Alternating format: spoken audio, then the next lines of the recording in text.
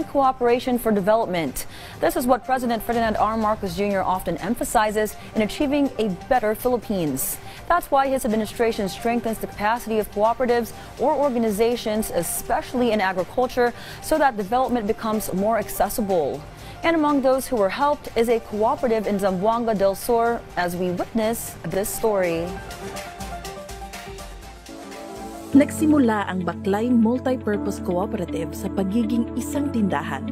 Sa paglipas ng panahon, sa tulong ng Department of Agrarian Reform or DAR at National Confederation of Cooperatives or NATCO, pinalawak ng barko ang kanilang saklaw upang isama ang mga serbisyo sa pag-iimpok at pagpapautang. Karagdagang suporta mula sa iba't ibang ahensya ng gobyerno ang nagbigay daan sa kooperatiba upang umunlad sa produksyon ng gatas ng baka at caravan.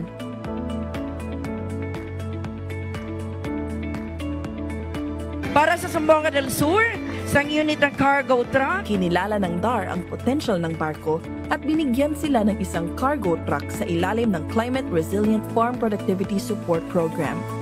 31 proyekto ng mga makinarya at iba pang suporta ang naibahagi ni Pangulong Ferdinand Marcos Jr. noong ika-24 ng Mayo. 30 organisasyon rin ang makikinabang sa suportang inihandog ng Administrasyong Marcos.